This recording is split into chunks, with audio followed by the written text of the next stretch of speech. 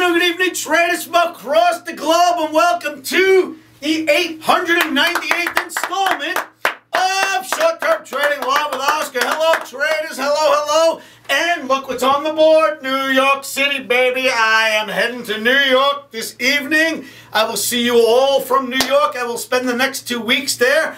And that's an interesting thing, and I'm going to bring that up to you in just a few minutes, and you'll see why. Traders, before we get into it, futures trading, as we know, can be extremely risky and cause substantial financial loss. If you do not recognize the risks behind trading, and if you do not realize that a stop can be your best friend in this industry, then you certainly shouldn't be trading, because we know futures trading is not suitable for all trading accounts. If you're a wuss, get out of town. If you don't have the money for this, don't do it. For the rest of you traders, rock and roll. Let's go. Again, video 898 is being filmed on Wednesday for trading Thursday, but really it's for the next few days at least. This is a view going forward. We're filming it on Wednesday. You will see it Wednesday night for Thursday. That would be the 26th of July. But after you see the chart in this video, you'll understand it's for at least the next week or so, really, when you think about it. So, keep an eye on the chart segment. What's on the board? Traders, let me say this. On TV today, all over TV, we're seeing these hearings. Finally, someone smart enough. I wish they'd send me to Washington for just a week so I could crack some of these guys with a bat. But finally, someone smart enough to talk about the real problem and how to fix it, and it would absolutely fix a lot of things, especially our liquidity problem. What am I getting at? All over TV today, you see Congress talking about the possibility of the repeal of the Glass Steagall Act of 1933 being repealed. The repeal of the repeal. Boy, would I love to see that. The repeal of the Glass Steagall Act of 1933 would do many things to help out our markets and our economy. We'll get to that in a moment. What else is on the board? I'm going to leave you with a couple of thoughts. The dollar is king right now. If the dollar goes up, the S&P goes down. If the dollar goes down, the S&P tries to go up. That will continue for now. The dollar is king. You need to see a chart on that. Keep that in mind going forward for the next week or so. Dollar is king. The S&P is doing the opposite of it. The last August, last year, at this time, same week for some reason, and I didn't plan it that way, I went to New York City. And while I went to New York City, the markets broke severely on the downside. And then I pulled a chart this afternoon before I did this video for you to say, you know, let me take a look at what was going on right before my vacation. Maybe there's some sort of inclination of what's coming next. And I gotta say, I almost fell over when I pulled the chart. So, 3 things in the video. Let's talk about the repeal of the Glass Steagall Act, which was put in place in 1933. And the dollar is king, and last August, around the time we're getting into next week, the markets broke severely. Now, traders, what is Glass Steagall? We had a crash in 1929. Everybody knows about it. It's famous.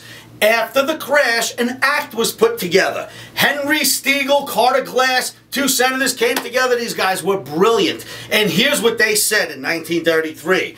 They penned into law one of the smartest bills that I have ever seen come out of Washington. The main tenets of this bill was this. The Glass Steagall Act was to curb bank speculation. How did they do that? They wanted to break up banks so banks can no longer be brokerage firms. You are either a bank or a brokerage firm or an insurance firm, but you are not one. That was brilliant. There is the reason why we have J.P. Morgan and Morgan Stanley right now. The brothers were one bank. The market crashed. The government put together the FDIC. Thank you, Glass Steagall. That came out of the Glass Steagall Act as well. Glass Steagall said, look, there is no way we can survive as an economy if we let bankers be brokers and insurance companies. We got to separate this. Hence, the Glass Steagall Act of 1933. What happened since then? Complete prosperity for both ends. Both the banks and the brokerage firms did really, really well, and insurance companies. But this is more about banks and brokerage firms. So, that's the reason why we have Morgan Stanley and J.P. Morgan, and why for many years up till 1998-99 we had brokerage firms and banks, but they were not together. Then Phil Gramm in 1998 and his group of cronies, including the Clinton administration, and I'm not talking bad about the Clinton administration. However, Phil Gramm needed a bullet put in his head, and Bill Clinton did sign off on it, so whatever. But Phil Gramm and his cronies decided, let's repeal the Glass Steagall Act of 1933. Why? They wanted to allow Citibank to acquire Smith Barney, and then they wanted Citibank Smith Barney to acquire Travelers Insurance Company, making the Citigroup the largest bank on the damn planet. And Bill Clinton's cronies and Phil Gramm decided to say, yeah, great, let's do it. Let's make the biggest bank in the world be the one from the United States. And you know what? 1998-99, they repealed the act and allowed banks and brokerage firms to come back together. Do you realize it was under 10 years before they sunk the country and almost the world financially? There's a reason why Glass Steagall was put together. We almost sunk the country and the world in 1929. So they come up with an act which stops that from happening all the way to 2000. 1999, they repeal it. By 2008, the world is in the same spot it was in 29. Are you kidding me? Now, today on TV, the senators have come out and said, let's repeal the repeal. We need the Glass Steagall Act back. Thank you, God. Thank you, senators. You better believe you need the Glass Steagall Act. Reenact it. Stop banks from being brokerage firms. And what do you have? The liquidity comes back into our markets. The market makers come back because we now have brokers and we have bankers separate from one another. The markets get back to normal. Banks can do their business. Brokerage firms can do their business. And banks are no longer speculating with our deposit money. Wouldn't it just make perfect sense to repeal the repeal? I mean, Glass Steagall had it right. It worked all the way until 2000. They took it away. It took 8 years. It wrecked the economy. Bring it back, Glass Steagall. Bring it back, Glass Steagall. Bring it back. Are you people blind? How simple of a solution is this? So, if we can get Glass Steagall back online and we tell banks, Goldman, there's no way you're doing both anymore. There's no way Morgan Stanley's doing both anymore. There's no way JP Morgan's doing both anymore. None of you big shots that are too big to fail can do both any longer. We are splitting you in half. You want to be a brokerage firm? Do it. You want to be a banker? Do that. You're not allowed to do both. You got my vote, Washington, if you could somehow make that happen. Traders, once again, write to your senators. If you can get the Glass Steagall Act reenacted, we have our liquidity back in our markets, we have markets functioning again, and banks are no longer risking our deposit money. Pretty smart, right? 1933, these guys had it right. Why let our knuckleheads interfere in 99? Let's put back into place what worked. That's my opinion. I hope you are of that same opinion. Traders, what's up, Mikey? Didn't you have something you wanted to read? Oh, yeah. Thank you.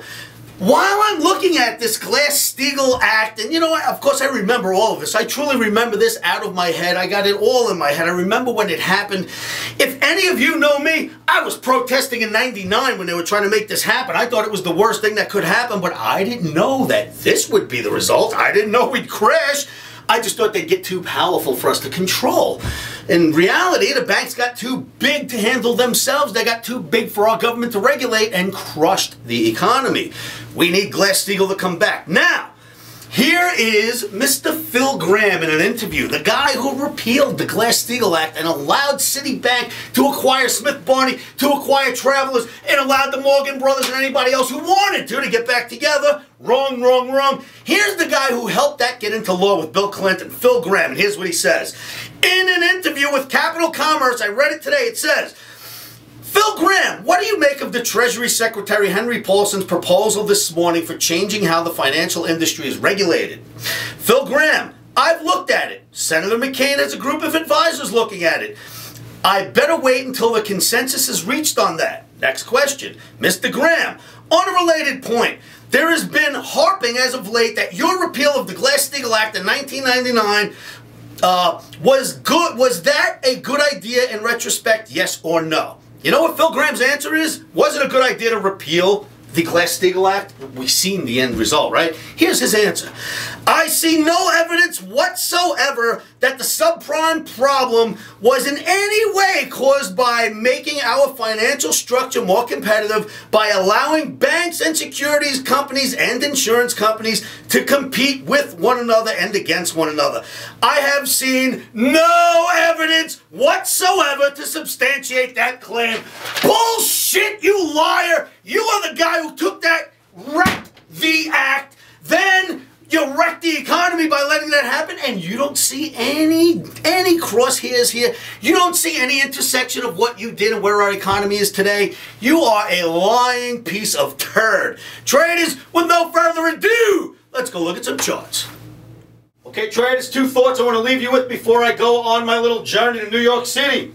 The dollar index daily bar chart has been king, king, king. The dollar is king. Look at this massive rally move.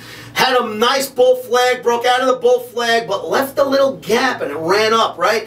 As of today, Wednesday, we came back down and filled the gap perfectly as of today. Boom, gap filled. Now, on most occasions in a futures market, when you pull back and fill a gap, it's a catalyst to head back in the very same direction before the gap fill. So I'm assuming the dollar will strengthen up over the next few days and we'll head right back up. But here's the big kahuna, traders. Look at this. And if the dollar does head up, it makes this make perfect sense. Last year, this week, exactly this week, I went on vacation to New York City for 2 weeks to my New York office and my New York home. I didn't pay attention to markets at all. Here is what happened on the first or the last week of July, first week of August. That was what happened during the week I was on vacation. We are here now. Here's what I find interesting. We had put a high in, all-time high at that point in time, came back down, all-time high for the year, came back down, put a high in, lower than the high before, and then started our descend. Here we are now. We put a high in for the year, came back down, rallied up right into the very same week that I went on vacation last year, and we started back down already. Looks to me like this is the next big move. Will that happen for sure, traders? I don't know that that's going to happen for sure, but this is what happened the last time I was in New York on vacation during this exact same week last year. Here we are now. I'm about to go on vacation with the same setup. I mean, the same setup. So my advice to you is keep your eyes peeled on the weekly S&P chart. See if that starts. If it is going to happen, it's going to happen over the next 2 weeks, traders. My gift to you, if we break, you can go all the way down to 1200, 1190 and still be in the big bull channel. See the red lines here and here? Big bull channel. You can still be in it all the way down here. So don't let a pullback scare you in the midsummer. That is what is expected in the summer months anyway. So traders, you've seen the charts. Watch out for next week or two because it is what happened last year and I went away same time. Maybe it's an omen, maybe not. Phil Graham, you lying piece of turd, you liar, liar, liar. You can't see any crosshairs between what you did in '99 and where we stand today. Really? Anybody who knows Phil Graham, do me a favor, punch him in the face for me if you see him. I can't stand people that look right in the camera and lie to our faces. All right, traders, I'm getting ready to get on a plane. I'll see you all from New York. As you know, even when I go on vacation, I can't stay away, so you'll hear from me, you'll see me. If somehow I have so much fun that you don't get any videos from me, I'll be right back online after the first week of August passes, and I will see all of you then, if not first. Traders, always keep your emotions out of this game to the best of your ability. That means to place your stops first. Always put your stops in. Never trade without them. And try to say this motto to yourselves over and over again because it'll help you to keep your emotions out of trading. And you know what that is. Stops are in.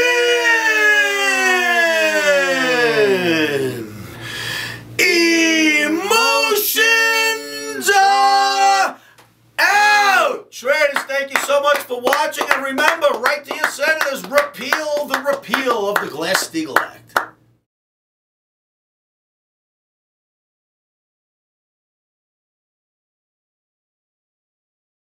Futures trading is risky and can cause substantial financial loss. We do not claim or guarantee that you will profit from the information provided.